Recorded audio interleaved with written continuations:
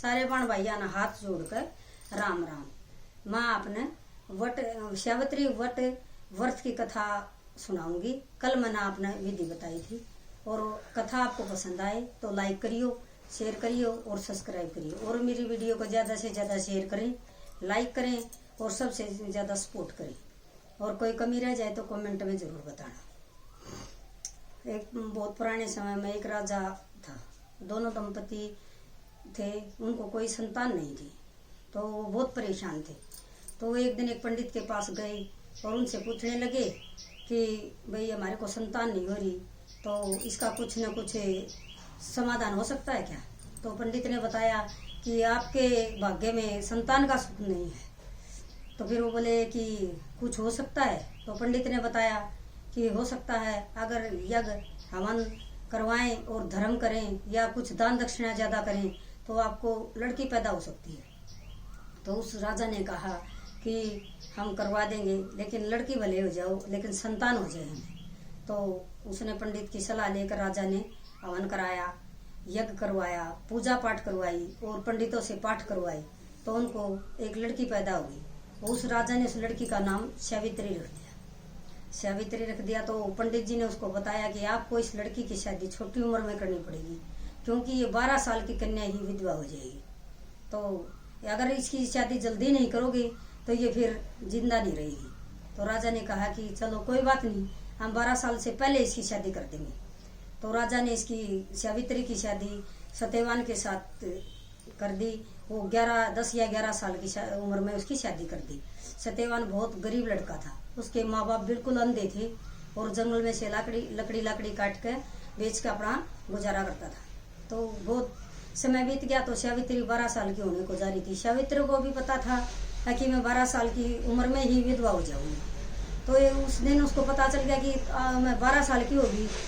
तो वो उस दिन कहने लगी कि जी मैं आज आपके साथ जंगल में चलूँगी लकड़ी लेने। तो वो बोला कि आप कैसे चलोगे, मेरे माँ बाप अंधे हैं, इनकी देखभाल कौन करेगा, इनकी सेवा कौन करेगा, लकड़ी तो मैं अपने आप ले आऊँगा, आप इनकी सेवा करो।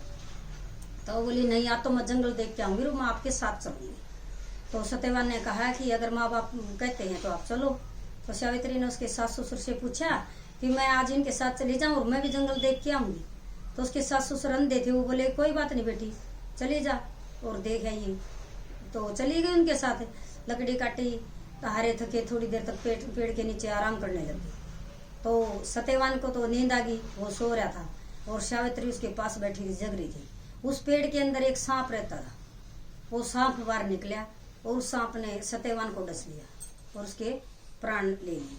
तो सावित्री देख कर रोने लगी, विलाप करने लगी बहुत बुरी तरह से, कोई मेरी मदद करो, मेरा पति मर चुका है, कोई मेरी मदद करो।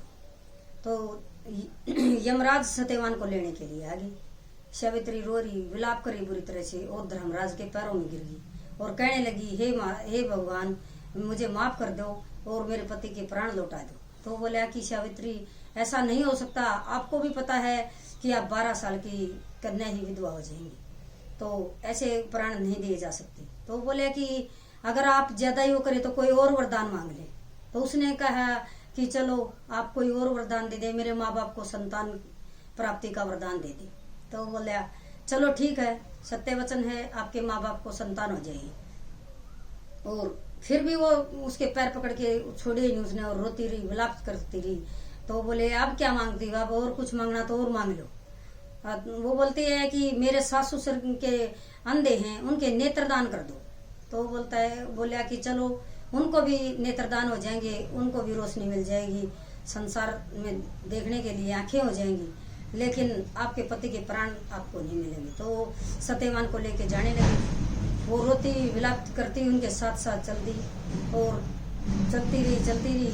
तो वो बोले कि आपको क्या चाहिए। तो बोले कि मेरे को तो मेरे पति के प्राण चाहिए, मेरे को कुछ नहीं चाहिए। तो इतनी देर में रोते विलाप करते करते शिव जी और महादेव और पार्वती आ गए। पार्वती ने उसको सावित्री को देखा कि वो रो रही है, विलाप कर रही है और बोल रही है कि मेरी मदद करो। तो बोली हे महादेव, ये लड़की रो रही है, आप किस लिए रो रही है, आप इनके पास चले और इनसे पूछें कि इनको क्या परेशानी है। महादेव को तो पता था कि इनका पति गुजर चुका है, अपने पति की वो मांग रही है, प्राण मांग रही है। तो वो बोले कि चलो आप इनके पास चलेंगे।